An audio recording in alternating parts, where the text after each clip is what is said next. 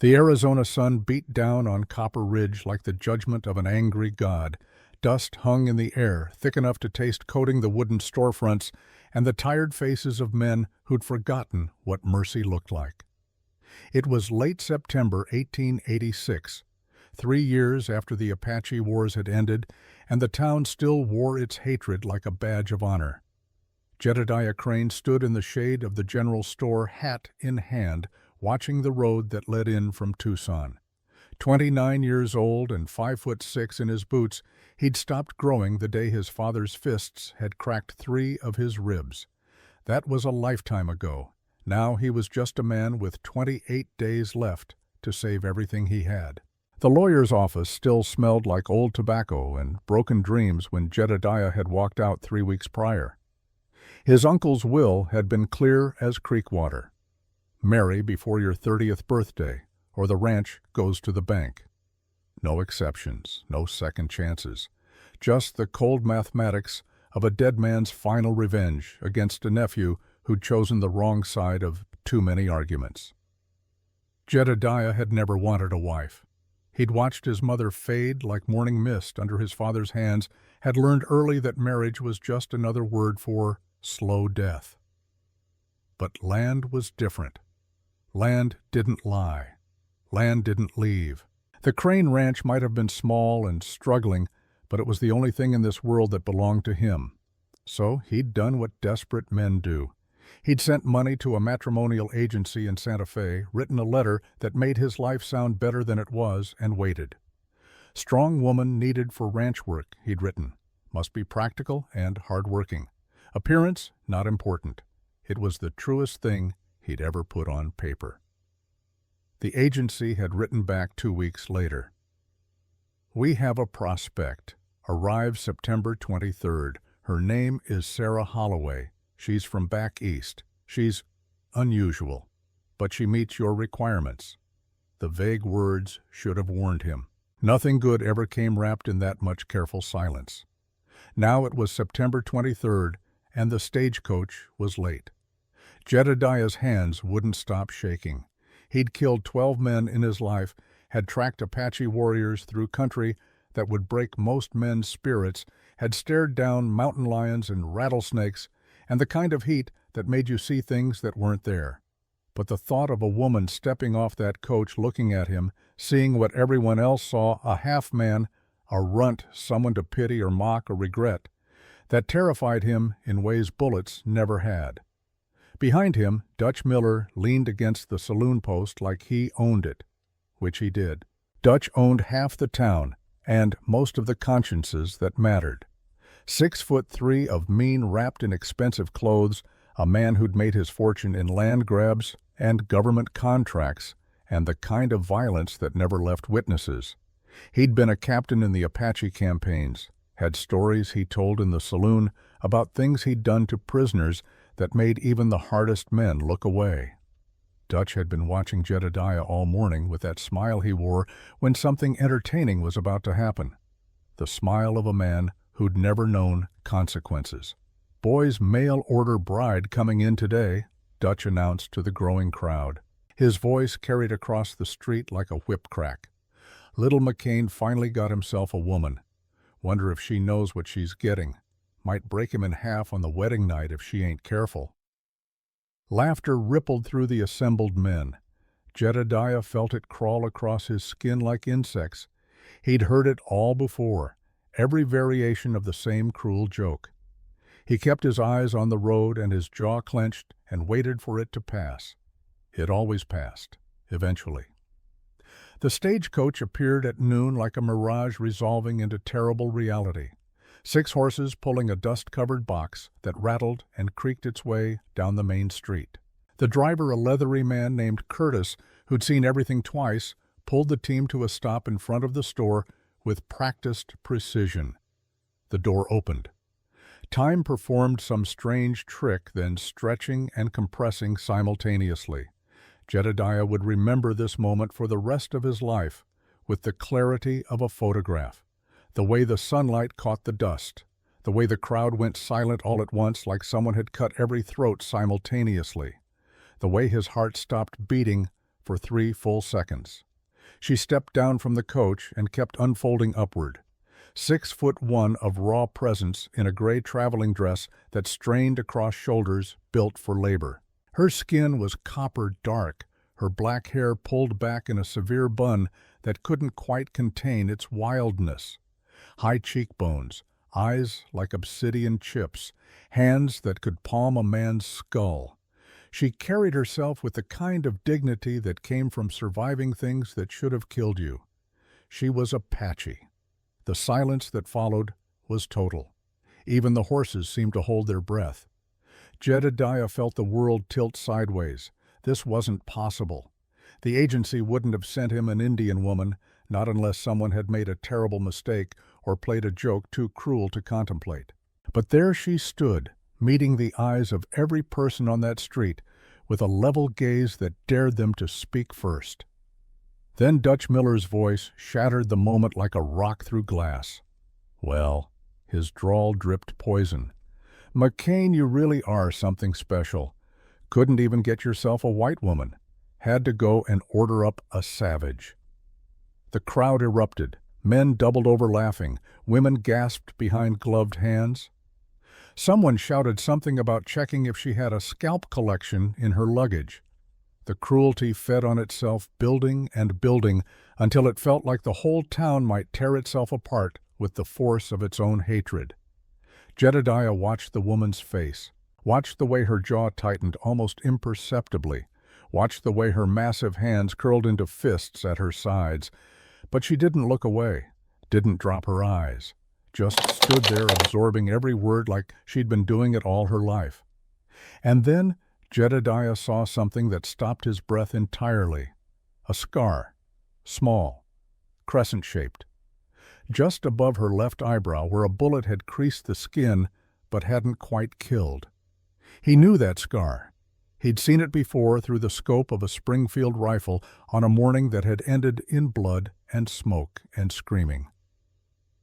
3 years ago, Cañon de los Embudos, the last real engagement of the Apache Wars before Geronimo finally surrendered.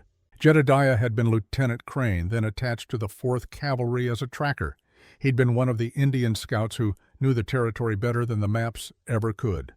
His job was simple: find them, mark them, let the cavalry do the rest.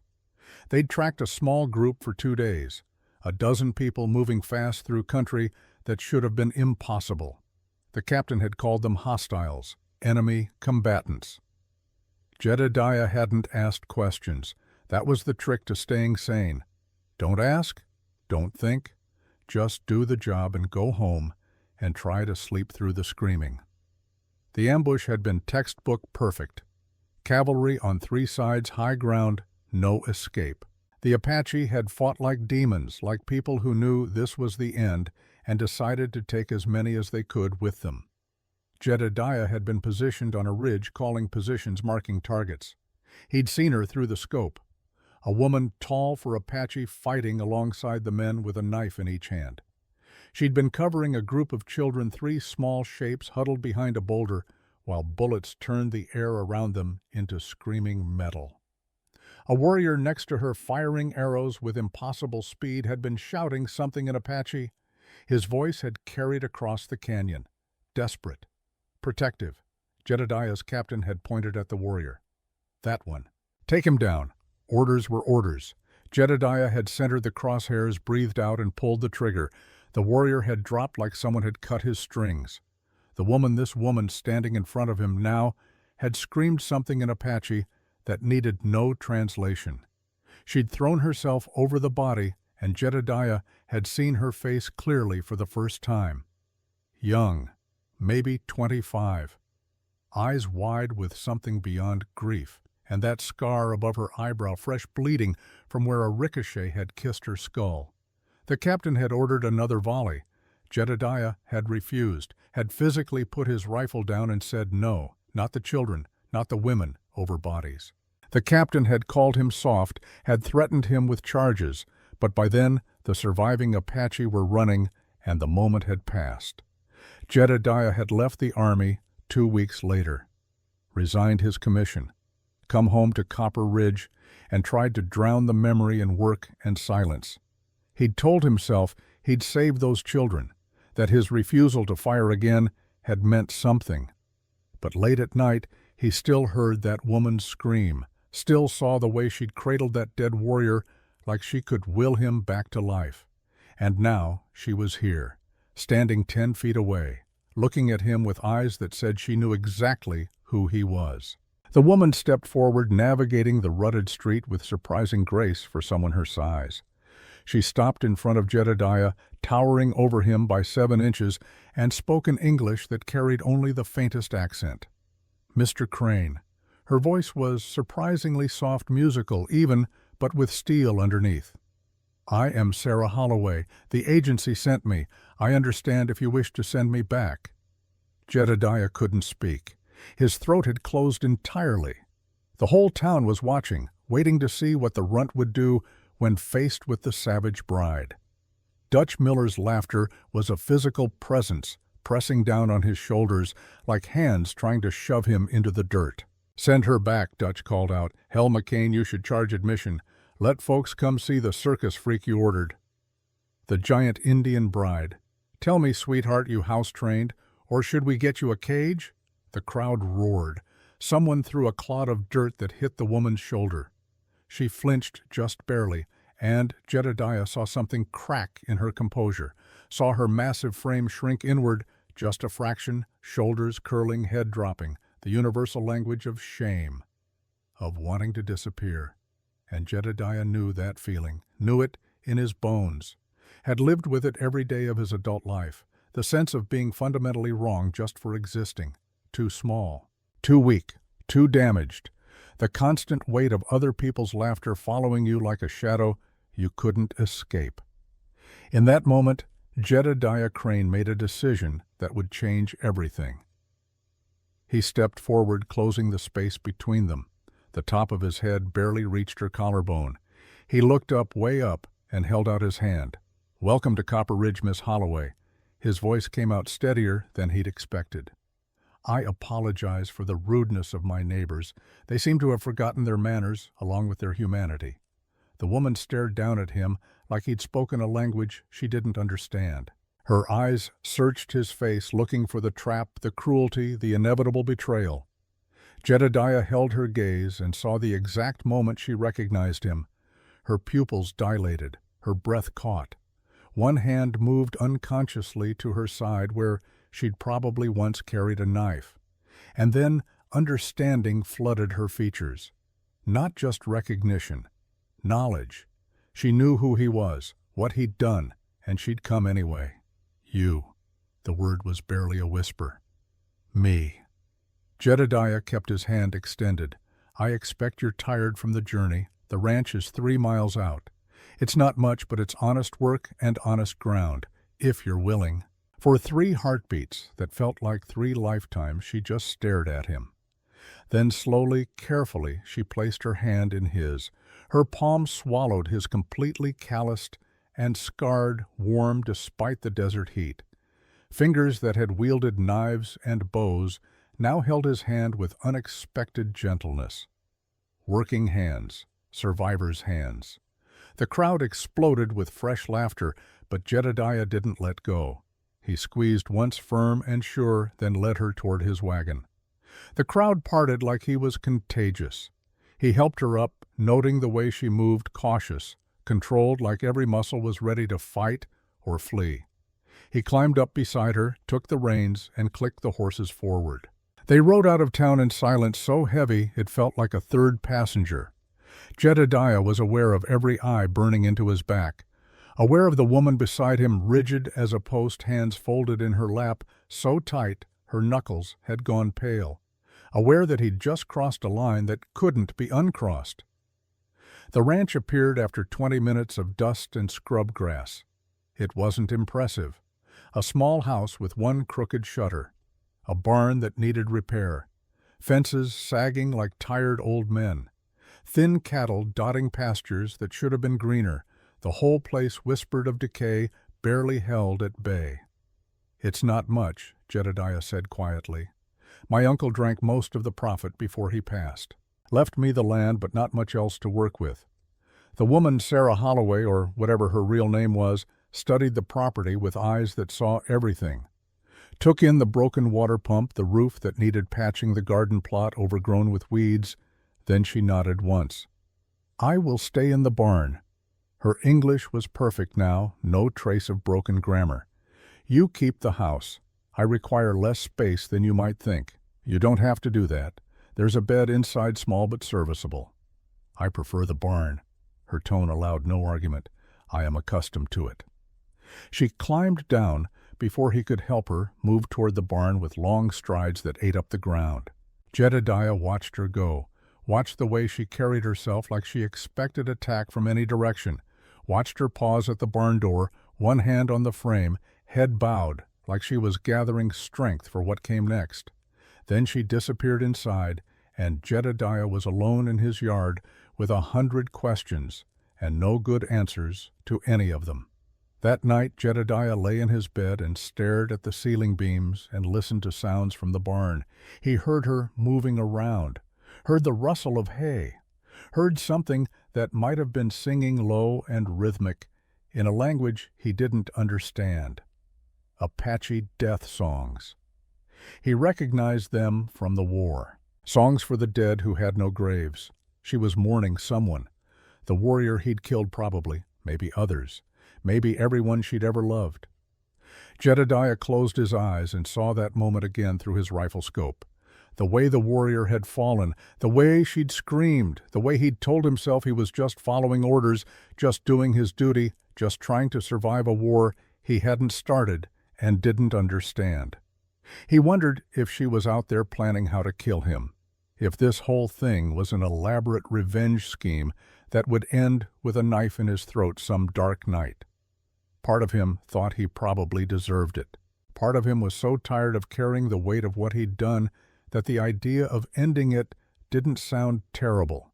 But a bigger part of him, the part that had made him refuse to fire that second shot, the part that had walked away from the army and its certainties, that part whispered that maybe this was something else. Maybe this was a chance to do one thing right in a life full of things done wrong. He didn't sleep that night, just lay there listening to her songs and trying to find a way forward that didn't end in more blood.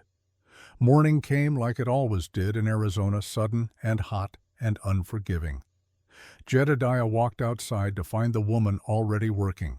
She'd mucked out the horse stalls, repaired a section of fence with scrap wood she'd found, and was currently hauling water from the well with a bucket that took him 2 hands to lift. She managed it with one.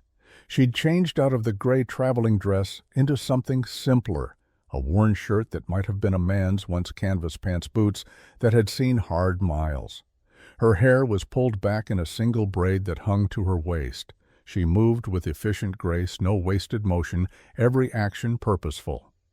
Jedediah watched her for a moment before speaking. "You don't have to do all this. We can discuss the work arrangement." She didn't look at him. "I am strong. I work. That is why you sent for me." "Yes, a strong woman for ranch work."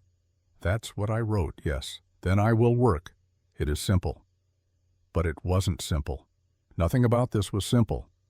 Jedediah opened his mouth to say something, anything, but the sound of hoofbeats cut him off.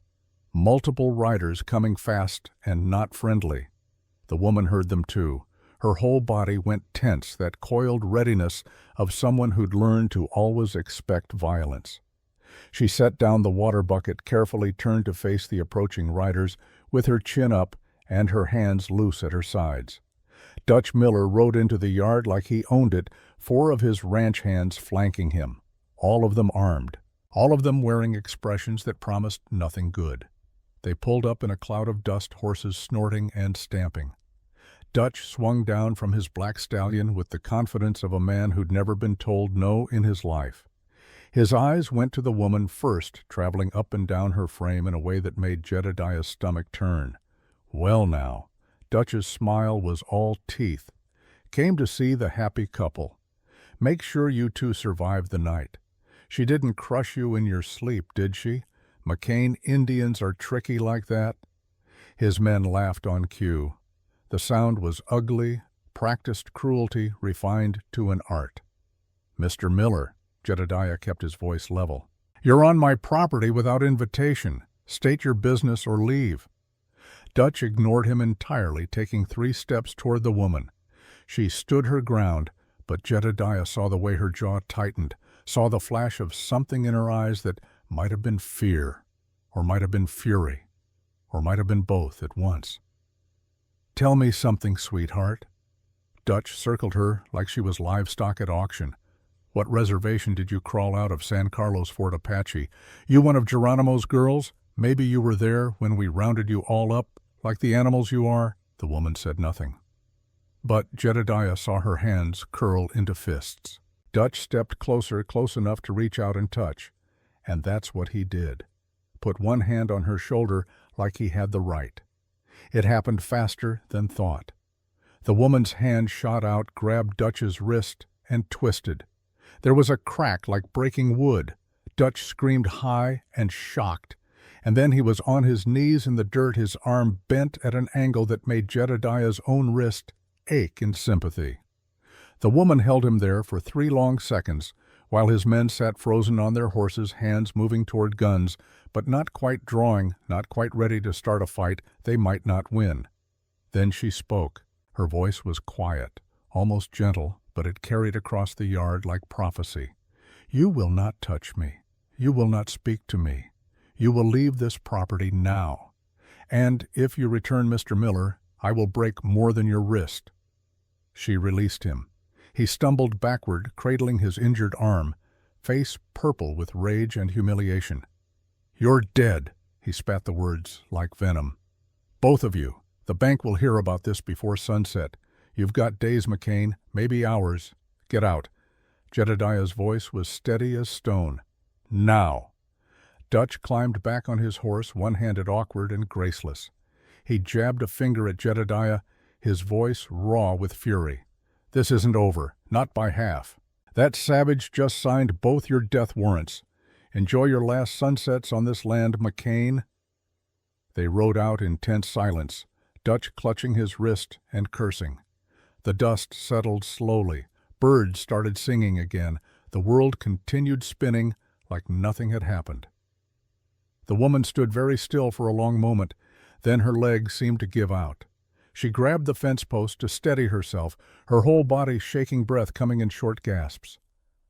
"I am sorry." Her voice was small, suddenly all the steel gone out of it. "I am so sorry. I have ruined everything. I always ruin everything. You will lose your ranch because of me. I should not have come here. I should not have—" She pressed both hands to her face, and Jedediah realized with shock that she was crying. Not loud sobs, just silent tears tracking down her copper skin, while her massive frame shook with the effort of holding it in. Jedediah walked over slowly, giving her time to hear him coming. He stopped an arm's length away, close enough to speak quietly. "Miss Holloway, look at me, please." She shook her head, wouldn't lower her hands. "Please." Slowly, reluctantly, she dropped her hands. Her eyes were red, swimming with tears she was too proud to let fall. "That," Jedediah said carefully, "was the finest thing I've seen in 5 years. Maybe longer." She stared at him like he'd grown a second head. He smiled, small but genuine. "Dutch Miller is a coward and a bully and probably half a dozen worse things I won't say in front of a lady. He's been running this town through fear for too long. Someone needed to stand up to him. I'm glad it was you, but your ranch, the bank. He will destroy you, maybe, probably. But at least I'll go down fighting instead of bending. And I'd rather lose everything standing next to someone with courage than keep everything by bowing to men like Dutch Miller." The woman searched his face, looking for the lie, the trap, the inevitable betrayal. Jedediah held her gaze and let her see the truth. Whatever happened next, whatever consequences came down, he meant what he said. "Why?" The word was barely a whisper. "Why are you kind to me? You know what I am." "Do I?" Jedediah kept his voice gentle. "Tell me what you are." "I am Apache. I am the enemy. I am the savage your people hunted and caged and tried to erase. You know this. You were there." So she did know. She'd recognized him just as he'd recognized her. The battlefield connection, the shared moment of violence, hung between them like smoke.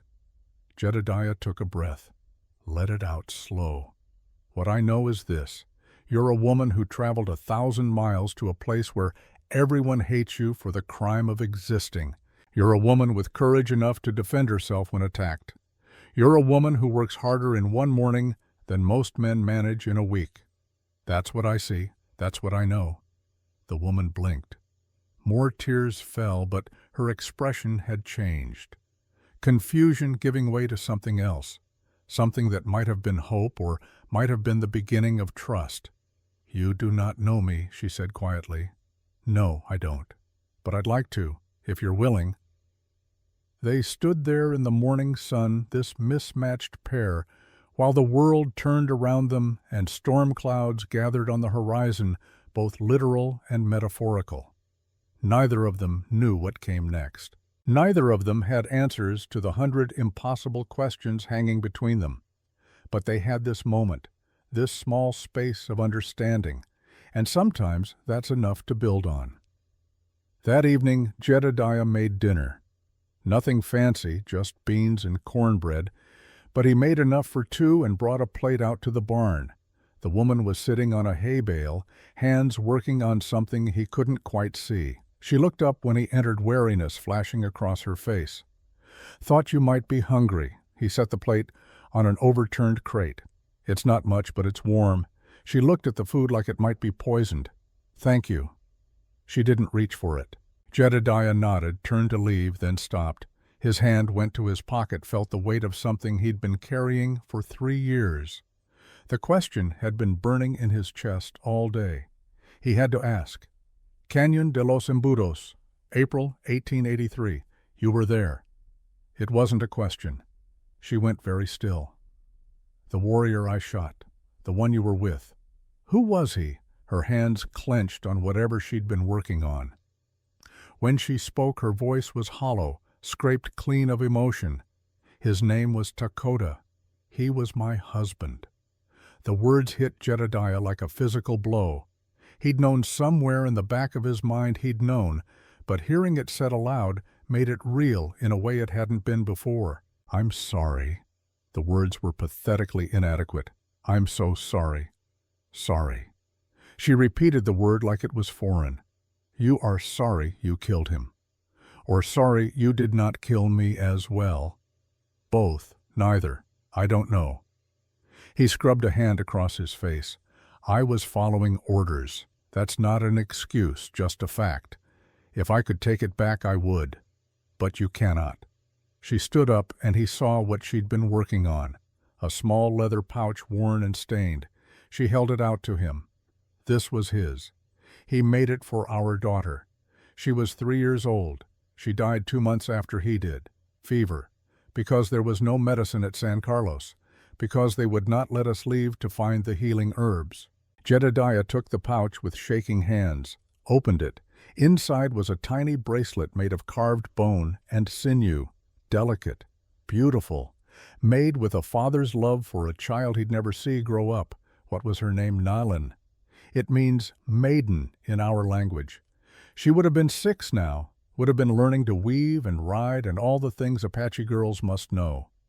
Jedediah closed his eyes.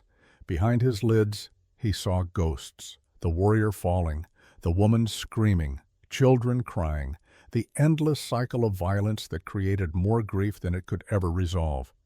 When he opened his eyes, the woman was watching him with an expression he couldn't read. You want to know why I answered your letter, Lieutenant Crane? She used his old rank deliberately. Because I saw your name, and I remembered. The man who killed my husband was also the man who stopped shooting when he could have killed us all.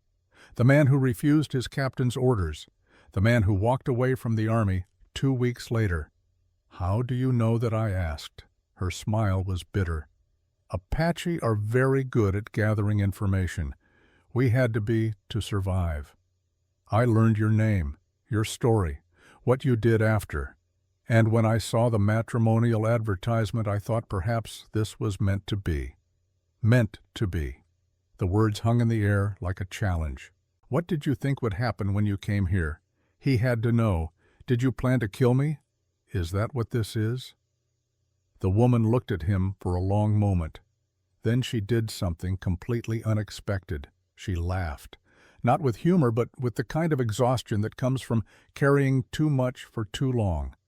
"I do not know. When I left San Carlos, I told myself yes.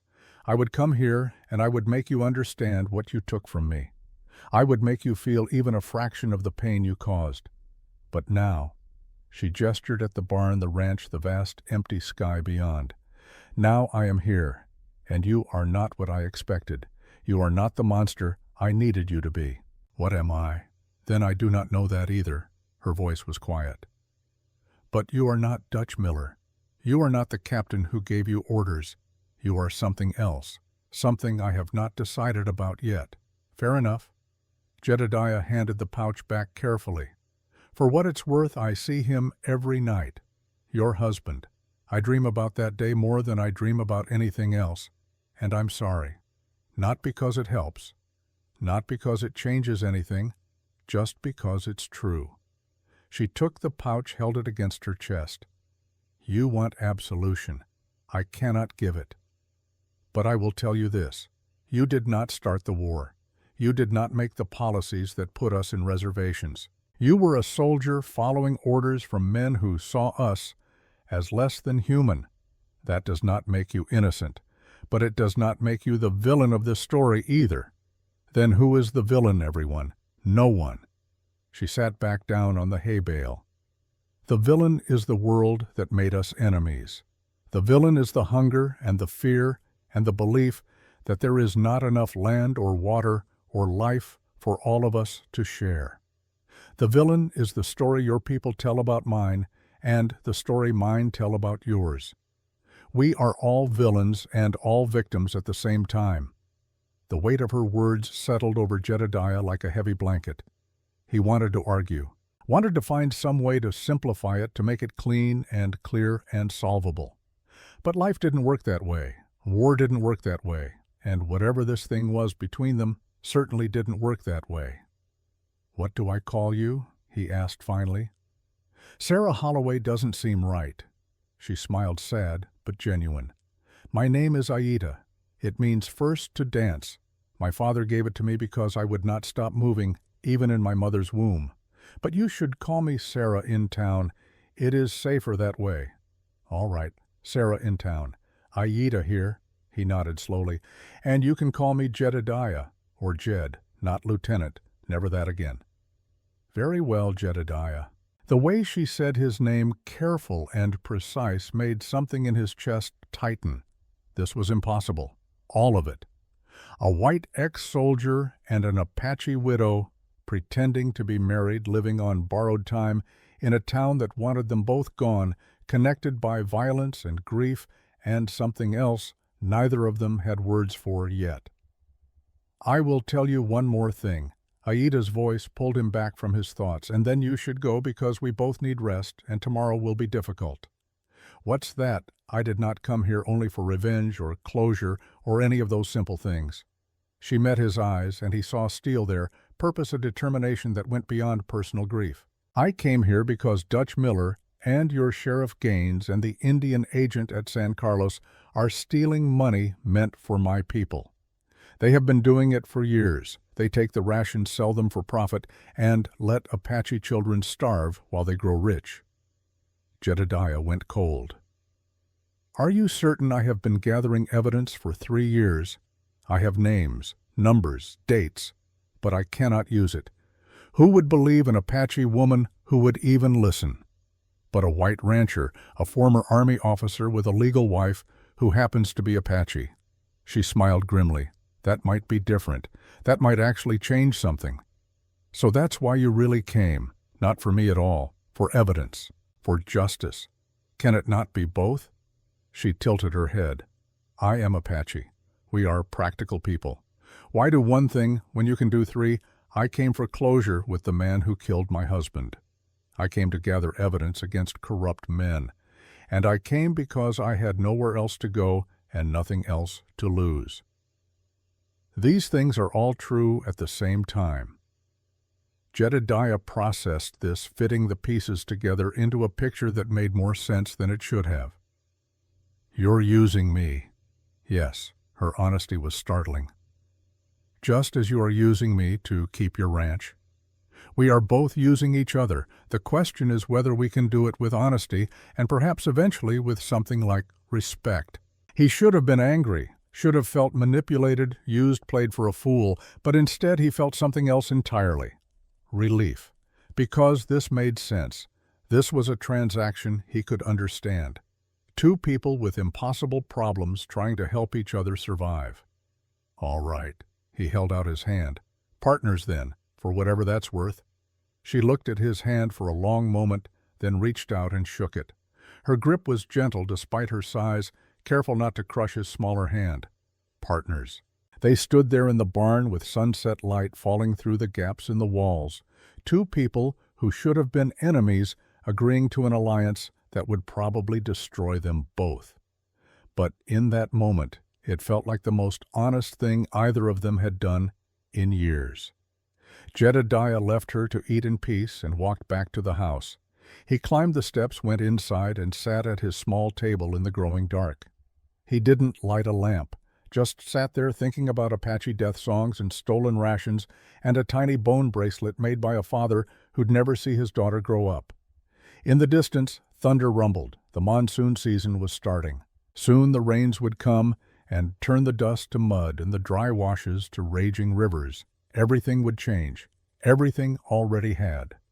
Jedediah thought about the look in Aida's eyes when she told him about the corruption, the steel beneath the grief, the determination of someone who'd lost everything but still found a reason to keep fighting.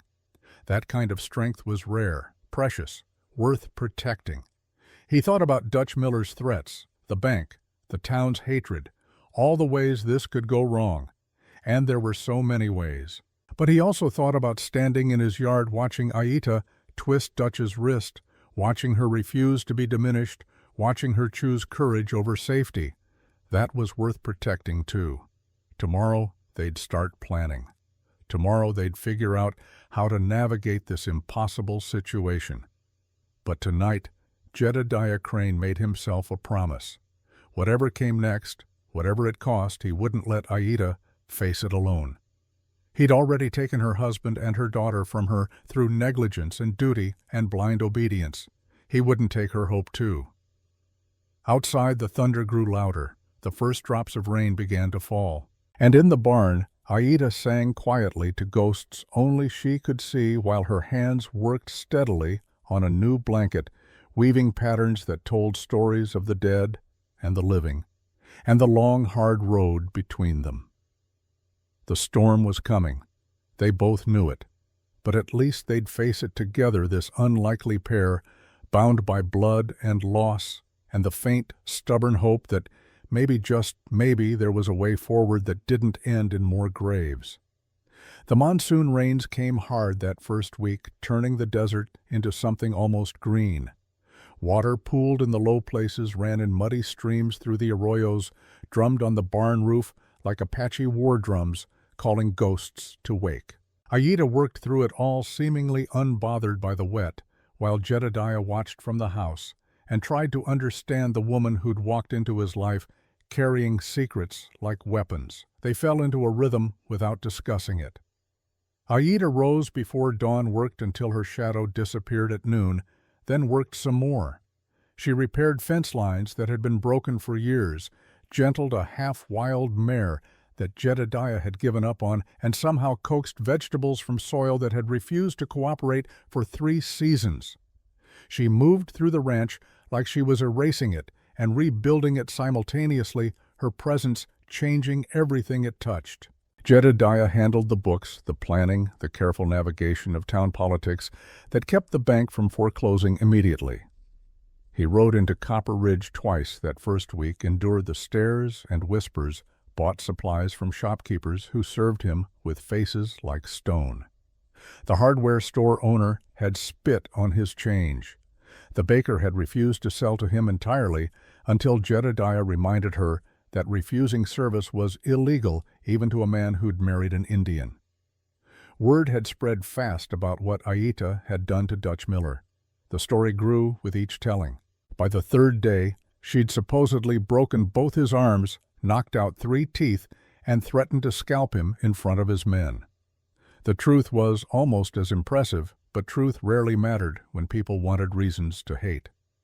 On the 4th night, Jedediah found Aita sitting by the creek that ran behind the property, her boots off feet in the cold water. She wasn't crying this time, just sitting very still, staring at the moon's reflection like it held answers to questions she hadn't figured out how to ask yet. He approached carefully, making enough noise that she'd hear him coming. She didn't turn around, but her shoulders relaxed fractionally. Permission to join her, or at least acceptance that he would. Jedediah sat a few feet away, close enough to talk, far enough to not crowd. They'd developed this distance over the past days, a careful space that acknowledged what lay between them without forcing either to confront it directly. "You need to teach me Apache." His words surprised them both. Aita turned to look at him finally, eyebrows raised in question. "If we're going to do this, if we're going to expose what Dutch and the others are doing, I need to understand your people better. I need to know what I'm fighting for beyond just abstract justice." He picked up a smooth stone, turned it over in his palm. "And I need to be able to speak to them, to apologize, to let them know that not all white men are blind to what's been done. The Apache do not need your apologies." Her voice was soft but firm. "We need food, medicine, freedom to live as we choose. Your guilt helps no one. Then teach me so I can help, not to absolve myself, to actually do something useful." She studied him for a long moment, her dark eyes reflecting moonlight.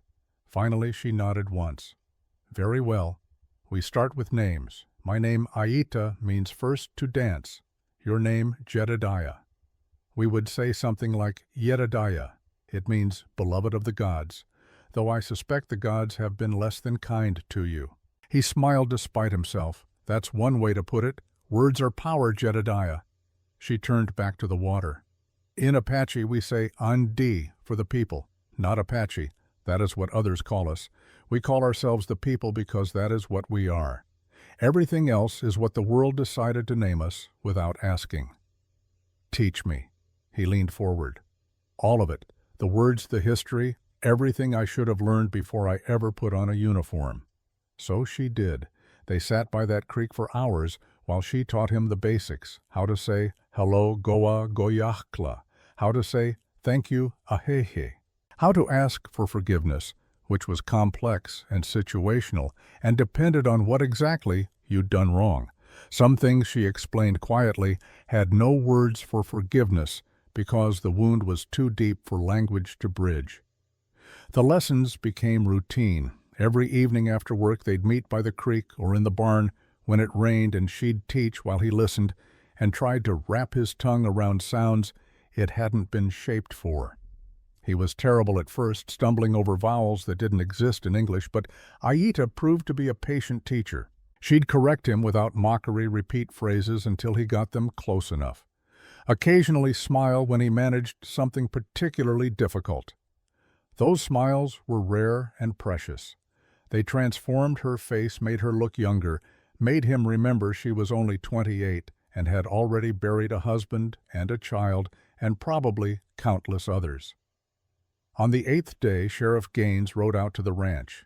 He came alone, which was either a good sign or a very bad one. Jedediah met him in the yard, while Aita watched from the barn door, hands loose at her sides, in that way that meant she was ready for violence. Crane. Gaines was a weathered man of 50, with a face like old leather and eyes that had seen too much to be surprised by anything. "I'm here official-like. Need to ask your wife some questions about an incident at San Carlos Reservation last year." "What kind of incident?" Jedediah kept his voice neutral. "The kind where 3 guards got hurt and 200 pounds of government beef went missing. There's a warrant, federal. Says here your Sarah Holloway might actually be someone named Aida Nashoba, who's wanted for inciting rebellion and theft of government property. Aida stepped forward before Jedediah could respond. Her English was flawless, her posture regal. I am Aida Nashoba. I do not deny this. And yes, I was at San Carlos when the beef went missing. Would you like to know why it went missing? Sheriff Gaines shifted uncomfortably. Don't matter why. Theft is theft. It matters when children are starving because the beef that was supposed to feed them was sold by your Indian agent to restaurants in Tucson. She took another step forward, and even Gaines, who'd faced down outlaws and killers, looked uncertain. The guards were hurt because they tried to stop us from taking food that was already ours by treaty right. Food bought with our land, our freedom, our blood. You got proof of these accusations? Not yet, but I will. She glanced at Jedediah. We both will. Gaines was quiet for a long moment, his jaw working like he was chewing tobacco he didn't have. Then he sighed, the sound of a man caught between a rock and a hard place. Look, I don't make federal law. I just enforce it. But I also ain't blind. I've heard things. Rumors about the reservation management. And I know Dutch Miller's got his fingers in more pies than he ought to. He folded the warrant carefully, put it back in his pocket. I'll file this with the territorial court like I'm supposed to. That'll take maybe 3 weeks before anyone actually looks at it. After that, I can't help you. It was the closest thing to mercy they were likely to get. Jedediah nodded slowly. 3 weeks. We'll make it count. See that you do. And Crane Gaines turned his horse but looked back over his shoulder. That scene at your wedding, Dutch making threats, I didn't care for it. Man's got too big for his britches. Wouldn't mind seeing him taken down a peg. He paused, his weathered face twisting with something that looked like shame. Dutch has been blackmailing me for 3 years. Got documents proving I took payoffs, looked the other way on his land grabs. I'm tired of being his dog. You take him down with real evidence, you cut the leash he's got around my neck. But he's got powerful friends beyond me. You go after him, you better have everything nailed down tight as a coffin. Otherwise, it's your coffin that gets nailed. He rode off, leaving Jedediah and Aida standing in the yard with a clock now ticking audibly overhead, and the knowledge that even corrupt men could want redemption. 3 weeks.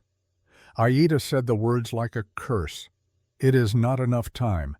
Then we'll make it enough. Come inside. Let's see what we actually have. They spread out the evidence on Jedediah's small kitchen table. Aida had been thorough. She had ledgers copied from the Indian agent's office shipping receipts that didn't match the goods delivered testimony from Apache who'd witnessed the theft, but whose words wouldn't hold up in white courts. She had dates and numbers and a pattern so clear it was almost insulting in its obviousness, but she was right. It wasn't quite enough. They had proof of discrepancies, but not proof of where the money went.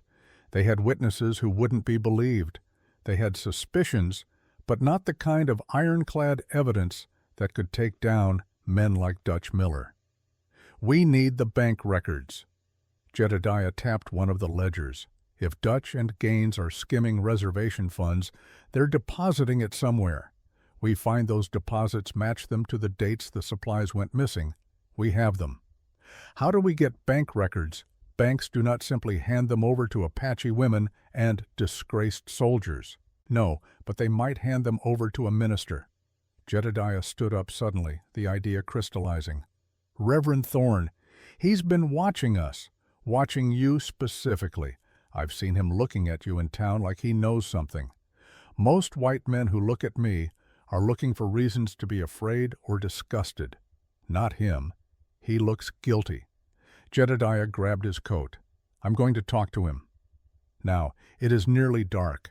Best time for conversations that need to stay quiet. The ride into Copper Ridge took 30 minutes through mud and gathering darkness. The church sat at the edge of town, small and white, and somehow lonely despite being surrounded by other buildings. Light showed through the windows. Someone was inside. Jedediah tied his horse and knocked. The door opened almost immediately, like Reverend Samuel Thorne had been expecting him. Mr. Crane. The Reverend was 60, if he was a day white-haired and thin, with eyes that carried the weight of old sins.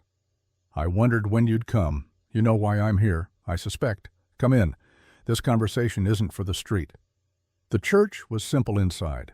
Plain wooden pews, a small altar walls bare, except for a single cross. Thorne led Jedediah to a back room that served as his office and living quarters combined. Books lined every wall, maps of the territory, and on the desk a photograph that made Jedediah's breath catch. It showed maybe 20 Apache children dressed in white people's clothes, standing in rigid rows outside a large brick building. Their faces were solemn eyes, empty, like something essential had been carved out of them. And there, in the back row, a girl of about 8, with defiant eyes and a scar already forming above her left eyebrow. Aida. Jedediah breathed the name. We called her Sarah at the school. Thorne picked up the photograph with shaking hands. Sarah Little Dove. We gave them all English names, told them their Apache names were savage, uncivilized, beat them if they spoke their own language, cut their hair, dressed them like white children, told them we were saving their souls. His voice cracked. We told ourselves we were doing God's work, civilizing the heathen, bringing light to darkness, but we were just killing them slowly, killing who they were. Some died of disease, some ran away and died in the desert. Some just stopped eating until they faded away. And the ones who survived like Aida, they survived with pieces missing that could never be replaced. Jedediah stared at the photograph, at the young girl who would grow up to bury a husband and a daughter, and still find the strength to fight for justice. How long was she there? 6 years, from age 6 to 12. When her father finally got permission to take her home, she could barely remember her own language. It took her years to reclaim it.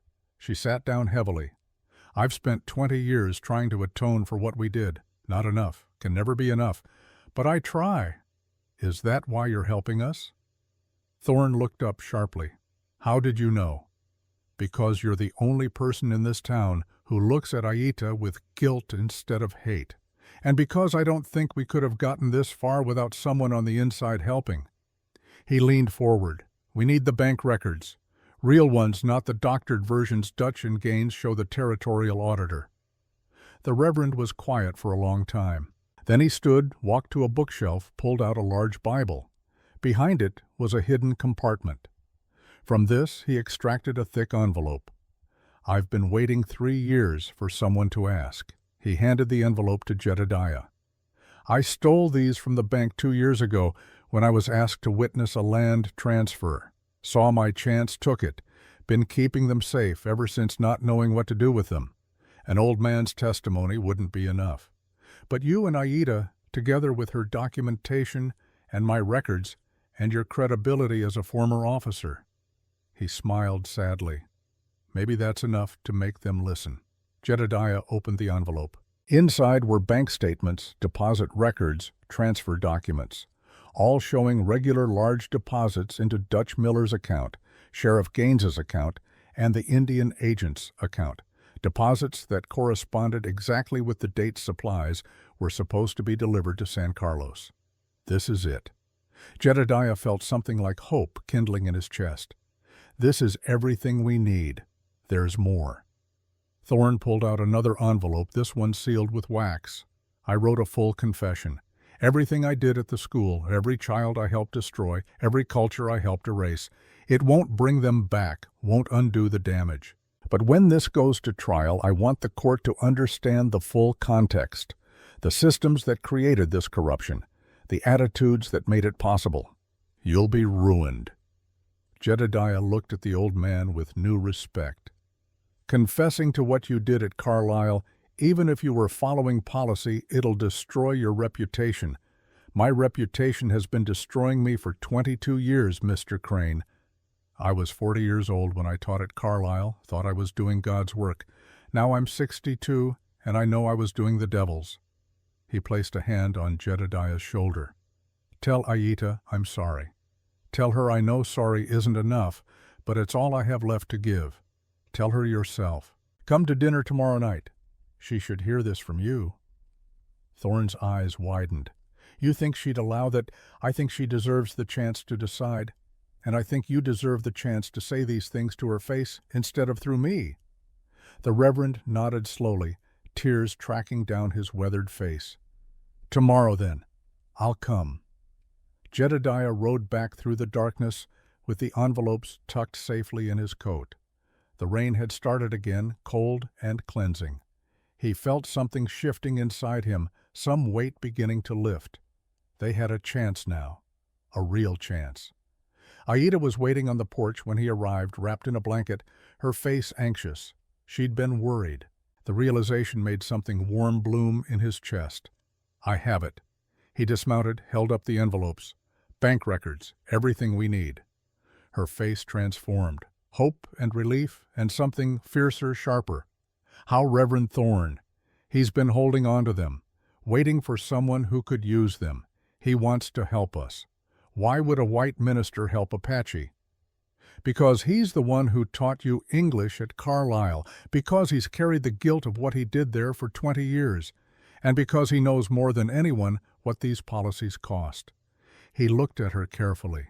He wants to come to dinner tomorrow, to apologize in person. Aida went very still. That kind of stillness that meant a storm was building inside emotions too big for movement. When she finally spoke, her voice was barely a whisper. "Samuel Thorne. I remember him. He was kinder than the others. When they beat us for speaking Apache, he would at least cry about it after." She laughed bitterly, as if his tears helped, as if we cared that he felt bad while he held us down. "You don't have to see him if you don't want to," Jedediah said quietly. "I can tell him no." "No." She straightened, pulled the blanket tighter. "I will see him. I will hear what he has to say.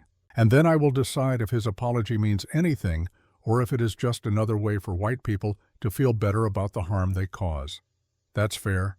She looked at him, then really looked at him, her eyes searching his face in the dim light from the house. "You are different than I expected, Jedediah Crane. When I came here, I thought you would be weak, easy to manipulate, a tool I could use and discard. But you are not weak. You are just quiet. There is a difference. I've been called weak my whole life. Too small, too soft, too willing to question orders. Maybe they were right. No." Her voice was firm. "Weakness is doing harm because you are afraid not to. Weakness is following evil orders because standing against them is hard. You stopped shooting when your captain told you to continue. You left the army when you could not reconcile what it asked of you. That is not weakness. That is strength of the rarest kind." The words settled over Jedediah like a benediction.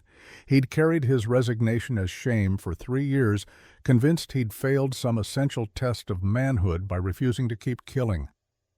But hearing Aida reframe it as courage instead of cowardice made something tight in his chest finally loosen. "Thank you." The words felt inadequate, but they were all he had. She nodded once, then turned toward the barn. "I should sleep.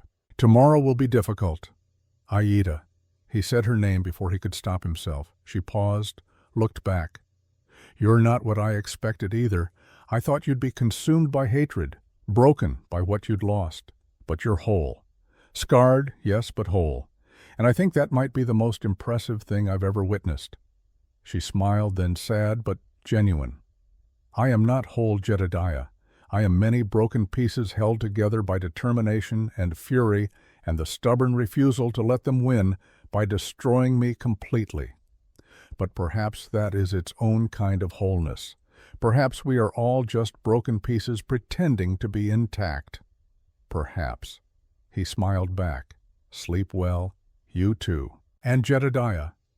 Her voice stopped him as he turned toward the house. "Thank you for seeing me as a person, for not requiring me to be either a perfect victim or a noble savage, for just letting me be complicated, always."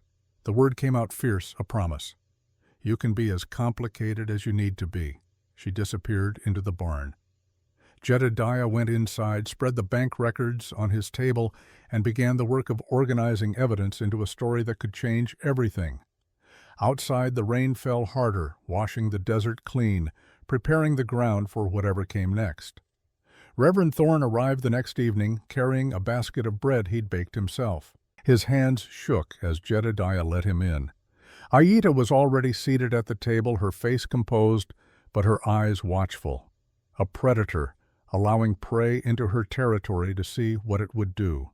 Aida. Thorne's voice cracked on her name. Or should I call you Sarah? You may call me Aida. That is my name, the one my father gave me, the one you tried to take away. Her words were precise, each one placed carefully like stones building a wall. Yes, I did. Thorne set the basket down, remained standing. I took many things from you, from all of you, your language, your customs, your connection to who you were. I told myself I was saving you, giving you tools to survive in a white world. But I was just helping to erase you. And now you want forgiveness. Aida's voice was flat. No, I want nothing. I have no right to ask anything of you. I came because Jedediah said you deserved to hear the apology from my own lips. Because words said behind someone's back are worth less than wind. She gestured to a chair. Sit, eat, say what you came to say. Thorne sat, but he didn't touch the food Jedediah placed in front of him. He pulled out the photograph instead, the one of the Carlisle children, and slid it across the table. I look at this every night before I sleep. I remember every face. Maria Longfeather died of consumption at 14. Little Fox ran away and froze to death trying to walk back to his family 300 miles away. Dancing Water, who stopped speaking entirely after we cut her hair, just went silent and never spoke again. And you. He pointed at young Aida in the photograph. You fought us every day. Spoke Apache anyway, no matter how many times we punished you. Taught the younger children in secret. Kept the stories alive when we tried to bury them. I remember thinking you were the most stubborn, difficult child I'd ever encountered. His voice broke. I was wrong. You weren't difficult. You were strong.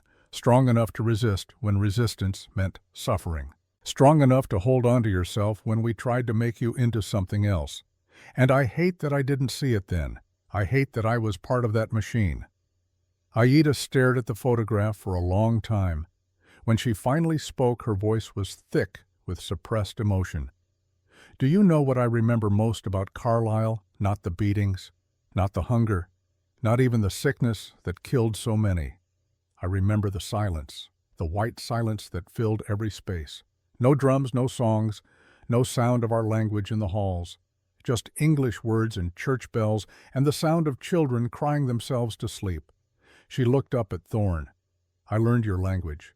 I learned your religion. I learned to act like a white girl. And when I finally went home at 12 years old, I had forgotten how to be Apache. My own mother cried when she saw me because I could barely speak to her. It took me years to remember, years to reclaim what you stole. I know, and I'm sorrier than words can express. Your sorry means nothing to the dead children. Aida pushed the photograph back across the table. But it might mean something to the ones still alive, the ones still suffering at San Carlos, the ones whose rations you can help us recover. Your sorry has to be more than words, Reverend. It has to be action. It will be. I swear it. Thorne pulled out his confession letter, placed it on the table.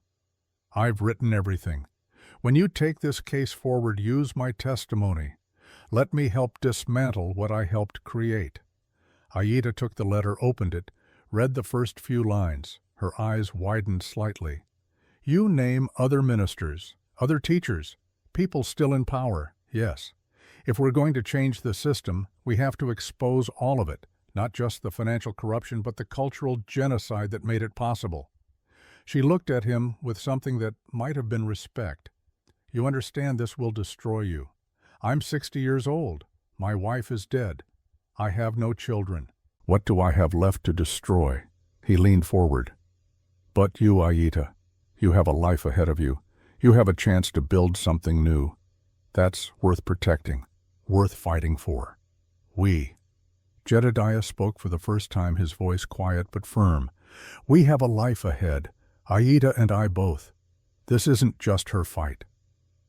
Aida turned to look at Jedediah, and something passed between them in that moment. An understanding, a recognition that somewhere along the way this arrangement of convenience had become something else, something neither of them had planned for or knew quite what to do with. The meal that followed was strange and stilted, but not hostile. Thorne told stories about the children at Carlisle honoring their memories by speaking their names. Aida corrected his Apache pronunciation gently at first, then with more patience as the evening wore on. Jedediah watched them both. These two people connected by trauma and guilt and the slow, painful work of trying to make amends for things that couldn't truly be amended. As Thorne prepared to leave, he paused at the door. "There's something else you should know. Dutch Miller came to see me 3 days ago. Wanted to know if I'd seen any suspicious activity out at your ranch. Wanted me to spy for him." "What did you tell him?" Jedediah felt ice settle in his stomach. "I told him I mind my own business and suggest he do the same. But he's watching. He knows something's happening. We need to move fast." After Thorne left, Jedediah and Aida sat on the porch in the cooling night air. The stars were out sharp and bright in the clear sky that followed the rain. Somewhere in the distance, a coyote called lonely and wild. 3 weeks Gaines gave us," Aida said quietly. "We have used one. 2 remain. We have everything we need now. Bank records, testimony, witnesses. We can file formal charges with the territorial court. And what happens when we file those charges?" She turned to look at him. "Dutch will not sit quietly while we destroy him. He will fight. And men like him fight dirty. Then we fight dirty too." Jedediah surprised himself with the vehemence in his voice. "I'm done playing by rules that were written to protect people like Dutch while destroying people like you. If we have to bend laws to enforce justice, then that's what we'll do. You sound like a revolutionary." She smiled slightly. "Maybe I am. Maybe that's what this territory needs. People willing to burn down corrupt systems instead of trying to reform them from within. Careful, Jedediah. You are starting to think like an Apache. Next, you will be scalping your enemies and raiding supply lines." Would that be so bad? He was only half joking. "Your people resisted for decades against impossible odds. Maybe I should learn from that instead of from the army that tried to wipe you out." Aida was quiet for a long moment. Then she reached out and took his hand, just took at her large palm, enveloping his smaller one fingers, interlacing. The gesture was simple, but it sent electricity through Jedediah's entire body. "When I first came here, I hated you." She spoke softly, not looking at him. "I told myself I came for evidence, for justice, for closure, but truly I came because I wanted to hurt you the way you hurt me. I wanted to make you care about me and then destroy you. Perfect revenge. And now," his voice was barely a whisper, "now I do not know what I want." She finally met his eyes. "I should still hate you. You killed Dakota. That is a fact that cannot change. But I find that when I look at you, I do not see the soldier who pulled the trigger. I see a man who is trying desperately to be better than he was, and I do not know how to reconcile these two truths. You don't have to reconcile them. Maybe they just exist together. Maybe I'm both the man who did terrible things and the man who's trying to atone. Maybe you can hate me and care about me simultaneously. Maybe none of this has to be simple. Nothing about us is simple." She squeezed his hand. "We are the worst possible combination. The colonizer and the colonized. The killer and the widow. The white man and the Indian. Every force in this world is designed to keep us apart. And yet here we are." He squeezed back. "Together anyway, probably making the stupidest decision either of us will ever make. Probably." She smiled genuine and warm. "But I find I do not care. I am tired of making decisions based on what the world expects. The world expected me to die quietly at San Carlos, expected me to accept my fate. I have never been good at meeting expectations. Good. Don't start now." They sat there holding hands on the porch while the night deepened around them, two people who should have been enemies, choosing instead to be something else. Something neither had a name for yet, but both recognized as precious and fragile and worth protecting. The next morning brought visitors they hadn't expected. A group of Apache, 7 of them, rode into the yard at dawn. Aida went rigid when she saw them, then her face transformed with joy. Naichi. She ran forward, embracing a tall warrior with scars across his chest. And Lozan. Her joy was incandescent, brighter than Jedediah had ever seen her. The Apache spoke rapidly in their own language, words tumbling over each other too fast for Jedediah to follow with his limited vocabulary. But he caught enough, heard his name, heard Takota's name, heard words that sounded like planning, like preparation, like war. Aida turned back to him, finally her eyes shining. Jedediah, these are my people, warriors from San Carlos. Naiche was Takota's closest friend. Lozan is our greatest woman warrior. They have come to help. Help with what? Though he suspected, he already knew. With destroying Dutch Miller and everyone who profits from our suffering. Naiche spoke in heavily accented but clear English. Aida sent word 2 weeks ago. We have been planning, and now we are ready. Ready for what exactly? Jedediah felt the situation spiraling into something beyond his control. Canyon Creek. Aida's voice was steel wrapped in silk. Dutch owns a warehouse there. It is where he stores the supplies he steals before selling them. We are going to take them back, all of them.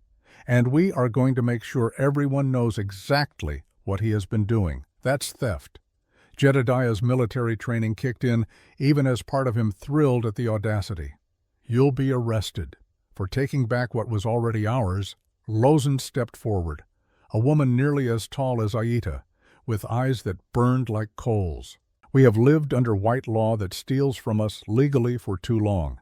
Sometimes justice requires breaking unjust laws. Jedediah looked at Aida, saw the determination in her face, saw that she'd been planning this all along. The evidence, the legal approach, it was all insurance, a backup plan. But this was her real strategy, direct action, taking back by force what had been stolen by force. He should have been angry, should have felt betrayed, but instead he felt something else entirely. Pride, and a fierce desire to help. All right, he said it before he could talk himself out of it. When do we leave? Aida's eyes widened. You would come with us. You would break your own people's laws. They stopped being my people when they made laws that starved children while enriching thieves. He held her gaze. I'm with you, whatever comes. The smile she gave him then was worth every risk they were about to take. They began planning immediately, spreading maps across the kitchen table, marking routes and timing and contingencies. The warehouse sat 3 hours' ride north, isolated enough that they could hit it without immediate interference. Naichi had been watching it for weeks, knew the guard rotation, knew that Dutch kept only 2 men there most nights. We go tomorrow night. Aida traced the route with one finger. We take the supplies. We distribute them directly to San Carlos before Dutch can react. And we make sure everyone knows exactly what happened and why. And the evidence. Jedediah tapped the envelopes from Thorne. When do we file that after? Once the supplies are returned and people see the proof with their own eyes. Then the paper evidence will be impossible to deny. She looked around at her warriors, at Jedediah, her face fierce and beautiful and terrifying all at once.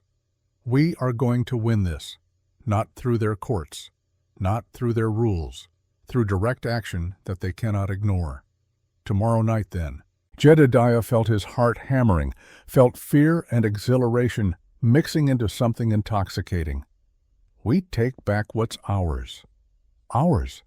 Aida repeated the word, testing it.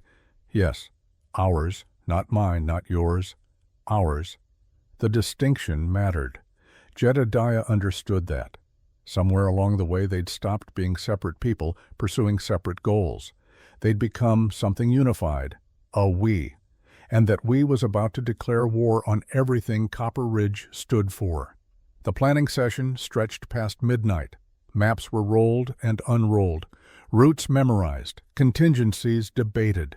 Naiche's warriors settled into the barn to rest. Before the raid, their voices a low murmur of Apache that rose and fell like distant drums.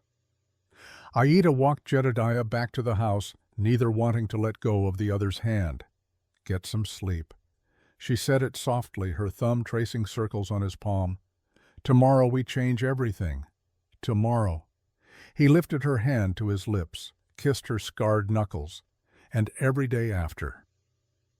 He watched her walk back to the barn, her tall frame silhouetted against the barn lights, then went inside and tried to sleep. But sleep wouldn't come. The air felt wrong, too still, the kind of stillness that came before violence.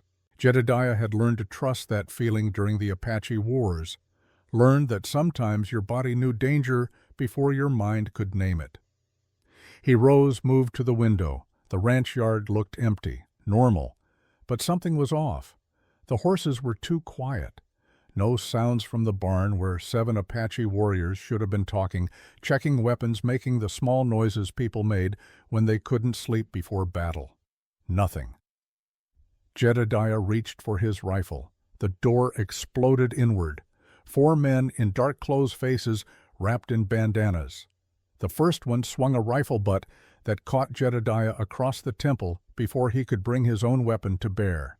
The world burst into white stars and copper taste, and the floor rushing up to meet him. When vision returned, he was being dragged across the yard by his arms. He heard shouting, saw the barn door fly open. Aida burst out, knife in hand, Naiche and Lozen right behind her with bows drawn. "Stop right there." The voice froze everyone. Dutch Miller stepped from the shadows near the house, his broken wrist in a fresh sling, but his good hand steady on the pistol he had pressed against the base of Jedediah's skull. "One more step, squaw, and I paint this yard with his brains." Aida went still, absolutely still. The stillness of a predator calculating odds and finding them unacceptable. Behind Dutch, more men emerged from hiding. 8, 10, all armed. They'd been waiting, watching, planning their own raid while Jedediah and Aida had been planning theirs. "Thought you were clever." Dutch's voice dripped satisfaction. "Thought I wouldn't have men watching this place day and night. I know about your Apache friends, know about your warehouse plan, know about every damn move you've made since you started sniffing around my business." He pressed the gun harder against Jedediah's head. "And now you're going to make a choice. You can try to rescue your white boy here and watch him die in the dirt. Or you can be smart for once in your savage life and do exactly what I say." Aida's eyes locked with Jedediah's. He saw her mind working, saw her running scenarios, calculating whether she could move fast enough to save him. He saw her reach the same conclusion he had. She couldn't. "What do you want?" Her voice was flat, empty of everything except cold assessment. "Those documents, all of them. The bank records, the confessions, every scrap of paper you and that bleeding heart reverend scraped together. You bring them to Canyon Creek warehouse at dawn. Alone. Your Apache friends stay here, or my men put 20 bullets in this boy before you get within 100 yards. How do I know you won't kill him anyway? You don't. But it's the only chance he's got." Dutch smiled, ugly and triumphant. "And here's the beautiful part. Even if you do exactly what I say, even if I let him go, you'll still lose, because by tomorrow afternoon you'll be wanted for theft of those documents from the Reverend, for assault on a federal officer, me, for harboring escaped reservation Indians. I win either way." He gestured to his men. "Get him on a horse. We're leaving." They hauled Jedediah up, hands already being bound behind his back with wire that bit into his wrists. He tried to stand, but his legs wouldn't cooperate. The blow to his head had scrambled something inside. "Aida!" He forced the word out through lips that didn't want to work right. She stood 20 feet away, Naiche's hand on her shoulder, keeping her from charging forward. Moonlight caught the tears streaming down her face. Tears of rage, not grief, not yet. "Jedediah." Her voice carried across the yard. "Beloved of the gods, you hold on, you stay alive, because I am coming for you. I know." He tried to smile, tasted blood instead. "You always do. they threw him belly down over a saddle. The last thing Jedediah saw before a bag went over his head was Aida's face, not broken, not defeated, calculating, planning, getting ready to wage war. The horses moved out at a trot. Jedediah counted the rhythm of hoofbeats, tried to track direction, despite the darkness and the pounding in his skull. North, toward Canyon Creek, toward whatever trap Dutch had prepared. But Dutch had made a mistake. He thought Aida would come to negotiate, come to trade documents for a life. He didn't understand that Aida Neshoba didn't negotiate with men who took what was hers. She destroyed them. And as the horses carried him into the night, Jedediah found himself almost pitying Dutch Miller. Almost. Because tomorrow, when dawn broke over Canyon Creek, the most powerful man in the territory was going to learn what happened when you made an enemy of an Apache warrior who had nothing left to lose and everything to fight for. Tomorrow, Dutch Miller's world was going to burn, and Jedediah was going to have a front-row seat. Dawn was still 2 hours away when Aida, Naiche, and Lozen approached Canyon Creek from the east, moving through darkness like smoke. They were not coming to negotiate. They were coming to take back what was theirs. Jedediah, her husband, her partner, the man who'd chosen to stand beside her when the whole world said he should walk away. Behind her, Naiche moved without sound, 19 years of survival making him a ghost even among ghosts. Lozen ranged ahead, her supernatural sense for danger, reading the landscape like white men read books. They'd spent the 4 hours since Dutch's raid planning, not with fear, not with grief, with cold, tactical precision. "He'll have men in the warehouse windows," Naiche had said. "Snipers. He'll expect you to come through the front door with documents. Then we don't come through the front door." Aida had spread the map across the table, her finger tracing routes. "We come through the roof, through the loading dock, through every entrance except the one he's watching." "You are thinking like a warrior again." Lozen's smile had been fierce. "Good. It has been too long since you let yourself be dangerous." Now creeping through pre-dawn darkness toward the warehouse that loomed like a sleeping beast against the stars, Aida let that dangerous part of herself take over completely. The part that had survived Carlisle, that had fought beside Dakota, that had watched her daughter die and somehow kept breathing. The part that was done asking for permission to exist. Dutch Miller wanted war. Then war he would have. She was moving through forms, flowing sequences of strikes and blocks that Jedediah recognized as combat training. Her body moved like water, like wind, each motion precise and deadly. She'd stripped down to just a simple shirt and leggings, her feet bare on the wet grass, hair loose down her back. She was magnificent and terrifying and completely focused. Jedediah watched from the shadows, not wanting to interrupt, but she sensed him anyway. Apache warriors always did. You should be sleeping. She didn't stop moving, transitioned into a spinning kick that would have broken ribs. "Tomorrow will be dangerous. You need rest. So should you." He stepped closer. "But neither of us can. Can we?" She finally stopped breathing hard, but not winded, her body covered in a light sheen of sweat, despite the cool night air. "No. When I close my eyes, I see them. All the children who died because men like Dutch decided their lives were worth less than profit. I see Nayland. She was so small when the fever took her, her body barely made a shape under the blanket, and I could do nothing." Her voice broke on the last word. Jedediah moved without thinking, closed the distance between them, and pulled her into his arms. She stiffened for a heartbeat, then collapsed against him, her much larger frame folding down so she could bury her face in his shoulder. She didn't cry, just held on to him like he was the only solid thing in a world that kept shifting. "I am afraid." The words were muffled against his shirt. "I have not been afraid in years. I was afraid when Dakota died, afraid when Nalene got sick, and then I had no room for fear because I had to survive, had to plan, had to keep moving or I would shatter. But now tomorrow I am afraid again. Of Dutch, of dying. No. She pulled back enough to look at him, her face inches from his in the darkness. I am afraid of failing. Of all of this being for nothing. Of more children dying because I was not smart enough or strong enough or fast enough. I am afraid that I have brought you and Nietzsche and all the others into something that will destroy us all and change nothing. Jedediah cupped her face in his hands, his small palms against her copper cheeks. Listen to me. Whatever happens tomorrow, you have already changed things. You survived when they wanted you to disappear. You fought when they wanted you to surrender. You built this coalition, gathered this evidence, refused to let them make you small. That matters. That changes things even if tomorrow goes wrong. And if we die, if Dutch kills us all, then we die fighting for something that matters instead of living quietly while evil prospers. I'd rather have one day of honest resistance than a lifetime of complicit silence. He smiled slightly. You taught me that. These past weeks, watching you, learning from you, seeing how you turned pain into purpose, you made me braver than I knew I could be.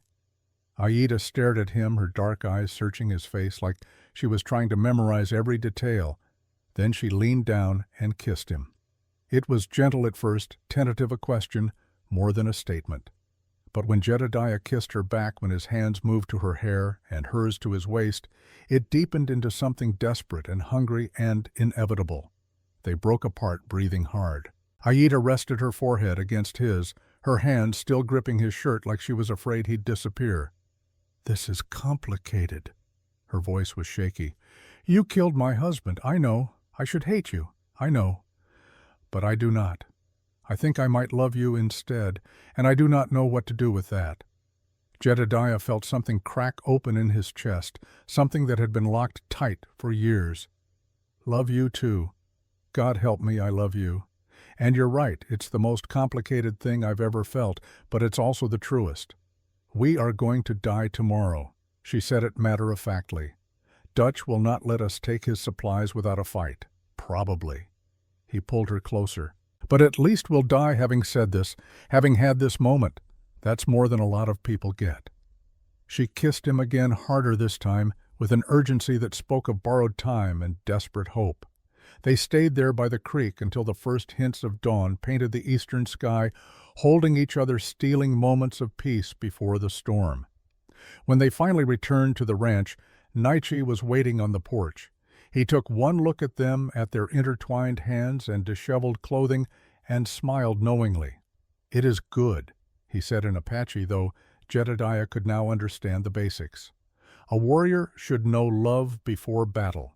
It makes us fight harder, gives us something worth surviving for.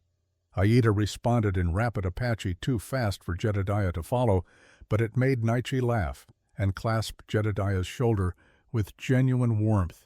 She says you are small, but fierce, like a badger, very dangerous when cornered.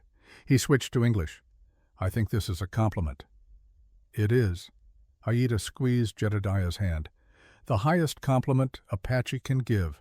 Badgers do not know when to quit, neither do you. They spent the day making final preparations. Weapons were checked and rechecked. Routes were memorized. Contingency plans were debated and refined. Lozin, who turned out to have an almost supernatural sense for danger, declared that the spirits favored their mission. Jedediah wasn't sure he believed in spirits, but he believed in Lozin's conviction, and that was enough. As the sun began to set, casting the desert in shades of blood and gold, Reverend Thorne arrived with unexpected news. The territorial marshal is coming. He was out of breath from riding hard. He'll be in Copper Ridge in 2 days. Dutch somehow got word to him that there's going to be an Apache uprising. The marshal is bringing 20 armed men.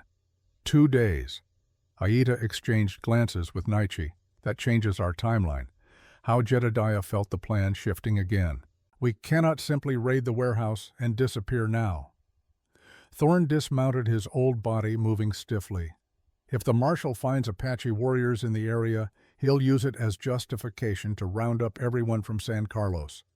You'll start the war Dutch has been trying to provoke for years. Then we give him something else to investigate. Jedediah felt an idea forming. We don't just take the supplies, we take Dutch. Citizen's arrest for theft of federal property. We hold him until the marshal arrives present, all the evidence at once. Make it impossible for him to spin the narrative. You want to kidnap the most powerful man in the territory. Thorne looked stunned. Not kidnap, arrest. Jedediah pulled out the bank records. We have proof of his crimes. I'm a former Army officer. That gives me some authority. We do this legally, or as legally as we can manage. Dutch will not come quietly. Nietzsche's smile was sharp as a knife. He will fight. Men will die. Yes, Jedediah met his eyes. But better us fighting for justice than him provoking a massacre. This is the only way to stop him without giving him exactly what he wants. Aida was quiet, thinking it through, her tactical mind working angles and contingencies. Finally, she nodded. We split into two groups. Nietzsche takes half the warriors to the warehouse, secures the supplies, begins distribution. I take the other half with Jedediah. We go to Dutch's ranch. We arrest him.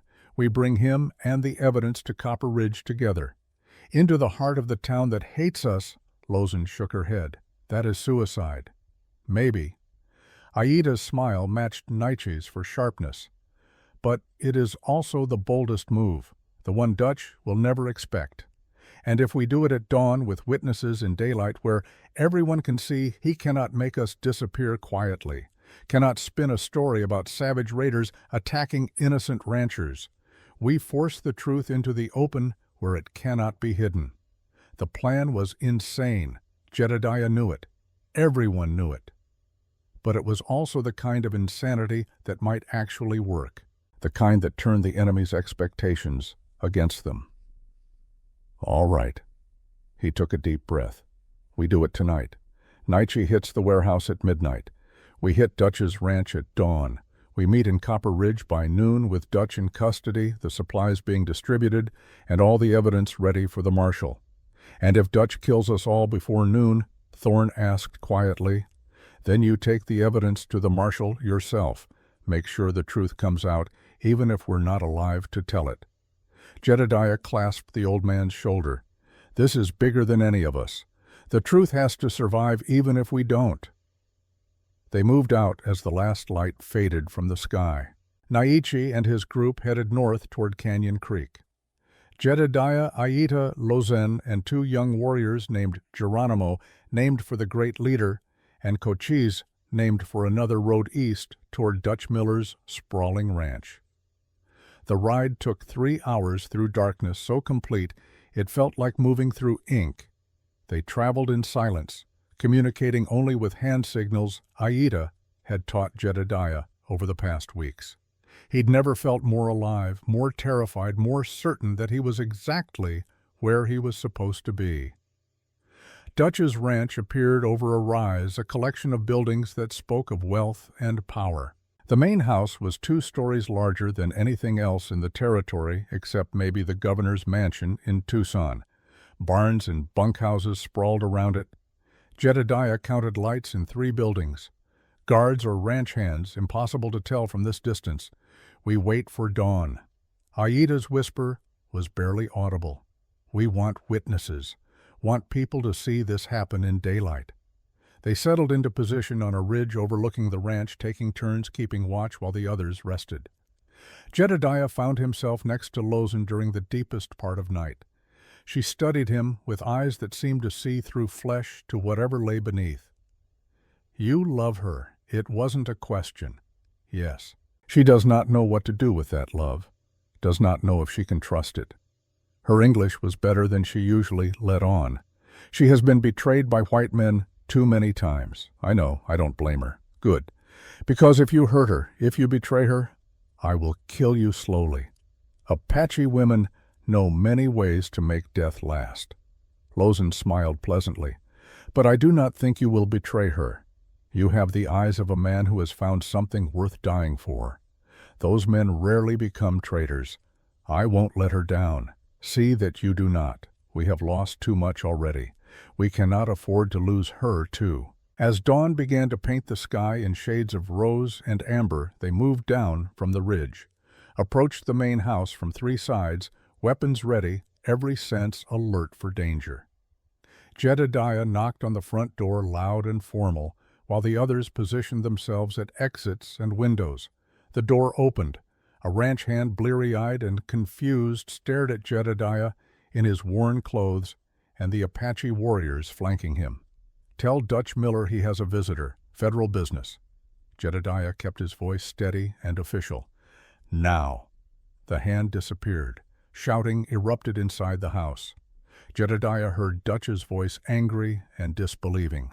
Then the man himself appeared, pulling suspenders over his undershirt, his face purple with rage. "McCain, what in the hell do you think you're doing, bringing savages to my door at dawn, placing you under citizen's arrest for theft of federal property fraud and conspiracy to defraud the United States government?" Jedediah pulled out the bank records. "We have evidence of your theft from San Carlos Reservation. You can come peacefully, or we can drag you. Your choice." Dutch stared at him for 3 long seconds. Then he started laughing so hard he had to brace himself against the doorframe. "You've lost your mind, boy, completely lost it. You think you can arrest me. You think anyone will believe your fake documents and your Indian whore's testimony. The documents are from your own bank, verified and signed." Jedediah kept his voice level despite the rage building in his chest. "And Aida is my wife. Mind your tongue. Your wife." Dutch's laughter died, replaced by something uglier. "You really did marry her. God, McCain, I thought it was just for show, just to keep your ranch. But you actually went and fell for the savage, didn't you? You're even more pathetic than I thought. Better pathetic than evil." Aida stepped forward, her presence towering and undeniable. "Better to love across differences than to hate for profit. You have stolen food from starving children. You have grown rich on suffering, and now you will answer for it." Dutch's hand moved toward his belt, where a pistol hung. He was fast, but Aida was faster. Her hand shot out, grabbed his wrist, twisted. The gun fell to the porch. Cochise kicked it away. "Do not make this harder than it needs to be." Aida held him with one hand steady as iron. "You are coming with us to Copper Ridge. You will face the marshal. You will answer for your crimes. The hell I will." Dutch spat in her face. What happened next occurred in the space of a heartbeat, but would be replayed in Jedediah's mind for the rest of his life. Dutch's free hand went to his boot, came up with a knife. He slashed at Aida's face. She moved like water, twisting away, but the blade caught the fabric of her shirt at the shoulder, slicing through cloth, but not skin. In the same motion, her knee came up, driving into Dutch's gut with enough force to lift him off his feet. The knife clattered to the porch. Cochise kicked it away before Dutch could even gasp for breath. Jedediah moved on instinct. Drew his own pistol, aimed, and for the first time in 3 years since he'd shot Dakota through his rifle scope, he pulled the trigger, intending to kill. The bullet took Dutch in the shoulder, spun him around, dropped him screaming to the porch. Not a fatal shot, but enough to end the fight. Ranch hands were spilling out of the bunkhouse, now armed and angry. But they stopped when they saw the Apache warriors, when they saw their boss bleeding on his own porch, when they calculated the odds and decided living was better than dying for Dutch Miller's pride. Anybody else, Jedediah's voice rang out across the yard loud and clear, and absolutely done with mercy. Anybody else want to fight for a man who steals from children and stabs women? Or are you ready to stand down and let justice happen? The hands looked at each other. Weapons slowly lowered. One of them, an older man with gray hair and tired eyes, actually smiled. Been waiting 3 years for someone to take that bastard down. He tossed his rifle aside. About damn time. They bound Dutch's wound and his wrists, put him on a horse, and began the ride back to Copper Ridge. Word spread fast in the territory. By the time they reached the edge of town, a crowd had gathered. People lined the street, silent and staring, as Jedediah Crane rode in at the head of a column that included his Apache wife, 3 Apache warriors, and Dutch Miller tied to his saddle and cursing. Sheriff Gaines met them in the middle of town, his face unreadable. Behind him stood Reverend Thorne with the evidence files, and behind Thorne, a man in a black suit with a federal marshal's badge pinned to his vest. The marshal was early. "Someone want to explain what's happening here?" The marshal's voice carried authority earned through years of service. "I ride into this territory expecting an Apache uprising, and instead I find what looks like a citizen's arrest." Jedediah dismounted, pulled out the bank records, and handed them over. "Marshal, I'm Jedediah Crane, former lieutenant with the 4th Cavalry. This is my wife, Aida, daughter of the late Chief Neshoba of the Apache. And this is evidence of systematic theft from the San Carlos Reservation by Dutch Miller, Indian Agent Thomas Harrison, and others." The marshal opened the files, began reading. His expression darkened with each page. Dutch started to protest, started to spin his story, but the marshal held up one hand for silence. "These are serious accusations. Do you have witnesses?" "We have more than witnesses." Thorne stepped forward. "We have confessions, bank records, shipping manifests that don't match delivery receipts, and testimony from reservation inhabitants who can verify what they received versus what was promised. It's all documented, everything. And I suppose you have an explanation for why Apache warriors are in my territory armed and conducting arrests." The marshal looked at Nietzsche and his group, who had arrived from Canyon Creek with wagons full of the recovered supplies. They were recovering stolen property. Jedediah met the marshal's eyes steadily. Property that belonged to their people by treaty right. If that's a crime, then arrest us all. But look at the evidence first. Look at what Dutch and his conspirators did, then decide who the real criminals are. The silence that followed felt like the entire town holding its breath. The marshal read through more documents, looked at Dutch bleeding and bound, looked at the wagons full of supplies marked for San Carlos, looked at Aida, standing tall and proud, with blood still seeping through her shirt from Dutch's knife. Finally he spoke. "Mr. Miller, you're under arrest for theft of federal property fraud and assault with a deadly weapon." He gestured to his deputies. "Take him into custody, and someone get me a full accounting of everything in those wagons." Dutch exploded. "You can't do this. I'm a respected member of this community. These are lies spread by savages and traitors respected." The marshal's voice cut like a whip. "Respectful men don't steal from children. They don't get rich while people starve. And they sure as hell don't try to murder women in front of witnesses." He turned to Jedediah. "You and your wife will need to give full statements, and those warriors need to return to the reservation before I have to arrest them for being off territory without permission. They were helping prevent a greater crime." Aida spoke for the first time, her voice clear and strong despite her wound. "They were acting in defense of their people. If you punish them for that, you prove that there is no justice for Apache under white law." The marshal studied her for a long moment. "Lady, I don't know what to make of you. Apache woman married to a white man speaking better English than half my deputies conducting what amounts to a military operation on American soil. By rights, I should be arresting you too. Then arrest me." She stepped forward. "Arrest me for trying to save children from starvation. Arrest me for gathering evidence of corruption. Arrest me for having the audacity to demand that treaties be honored and laws be applied equally. Do it. Show everyone here exactly what kind of justice you represent." The murmuring died. Every eye fixed on the marshal. Every eye was on the marshal, waiting to see what he would do. Jedediah felt time stretching, felt this moment balancing on a knife's edge between justice and tragedy. The marshal took off his hat, ran a hand through his gray hair, and sighed deeply. "Number, I'm not arresting you. You did more actual law enforcement in one night than half my deputies do in a year." He looked around at the crowd. "But I am ordering a full investigation into the San Carlos administration, and I'm sending a telegram to Washington about treaty violations and the need for serious reform." He turned back to Aida. "You want justice, real justice. Then help me build a case so airtight that even the most corrupt judge in the territory can't dismiss it. Give me your evidence. Give me your testimony. And I'll make sure it reaches people who can actually change things." It was more than they'd hoped for, more than Jedediah had dared to dream. Aida looked at him, a question in her eyes. He nodded slightly. They'd come this far. Might as well see it through to the end. "We will help." Aida extended her hand to the marshal. "On one condition. The supplies in those wagons go directly to San Carlos today. Not tomorrow, not next week. Today. Children are hungry now." The marshal shook her hand, his grip respectful. "Agreed.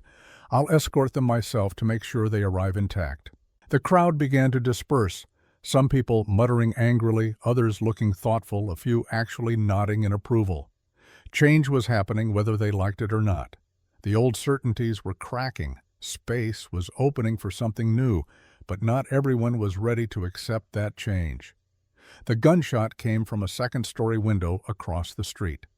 Jedediah heard it, the crack that preceded the impact, and reacted on instinct. He shoved Aida hard, throwing her to the ground as the bullet passed through the space where her head had been a heartbeat before. More shots followed. The crowd scattered, screaming. The marshal and his deputies drew weapons, returning fire at the window. Jedediah covered Aida with his body, small as he was trying to shield her with his own flesh. "I am fine."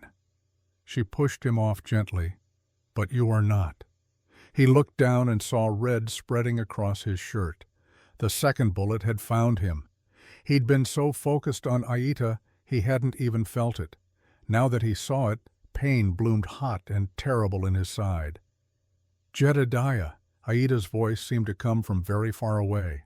"Stay with me. Stay awake." He tried to respond, but his tongue wouldn't work right. The world was going gray at the edges, sound becoming muffled and strange. He was aware of Aida lifting him, cradling him against her chest, despite her own wound. Aware of shouting and running feet. Aware of Lozen's face appearing above him, her expression fierce and focused.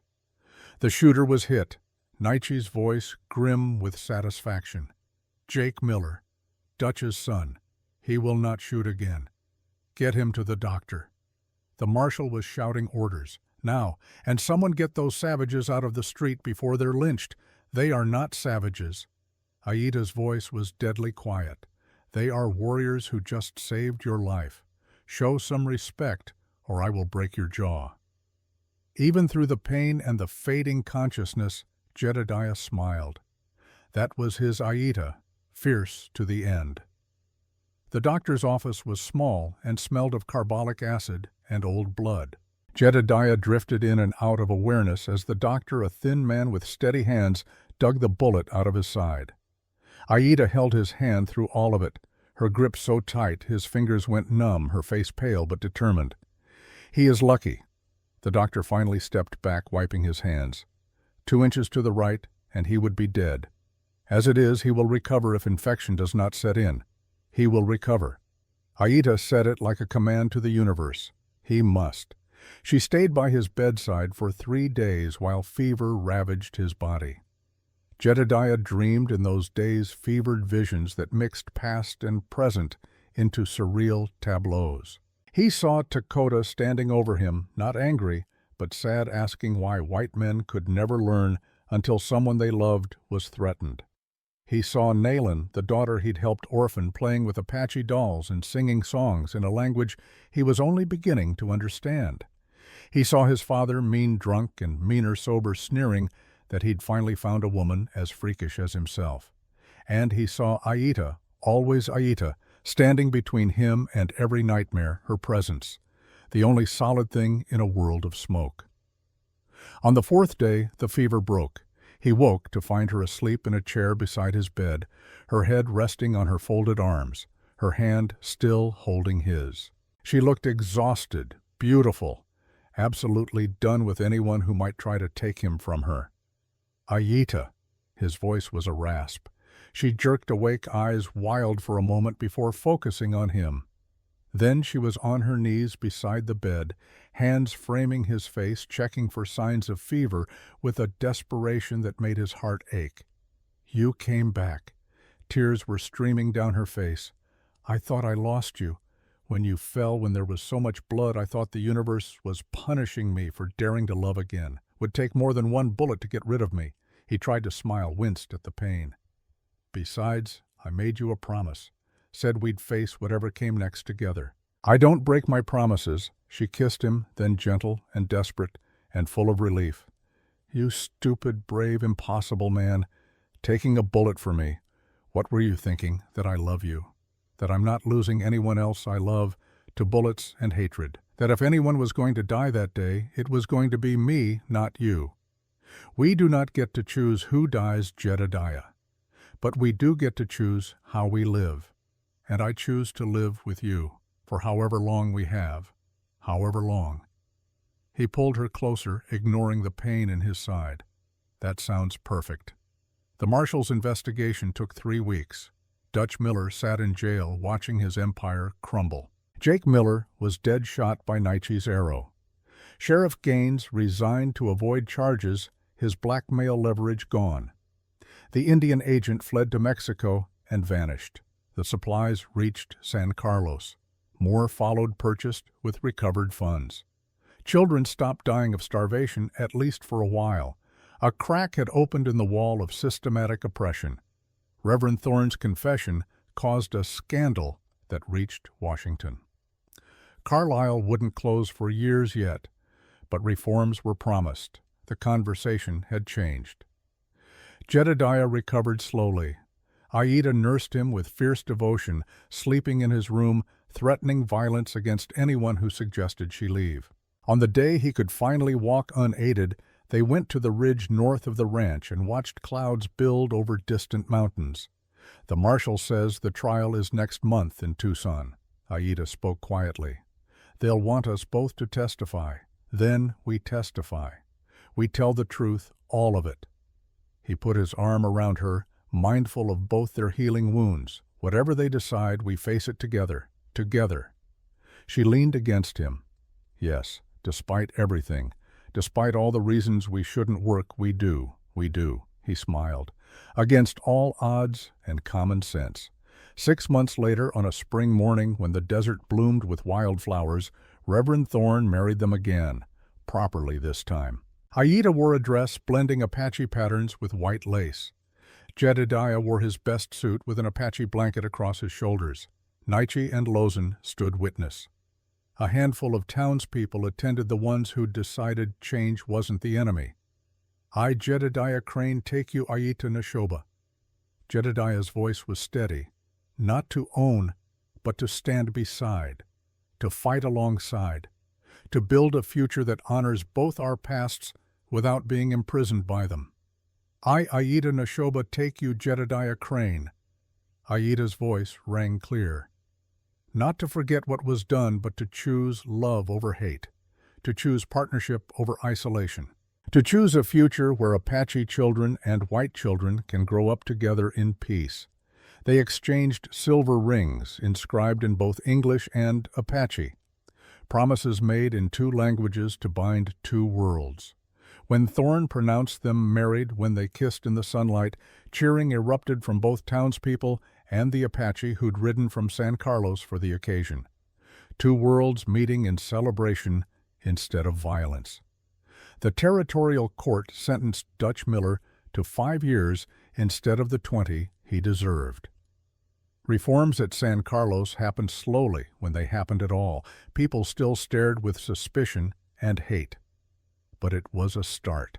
Years later, when Jedediah's hair had turned gray and Aida's had turned silver as moonlight, they sat on their porch watching adopted children play in the yard. Apache kids who would have died at San Carlos. White orphans who'd had nowhere else to go. A home where difference was celebrated. The children would ask, "Did you really arrest Dutch Miller? Did you really love each other even though you were supposed to be enemies?" And Jedediah and Aida would smile and say yes.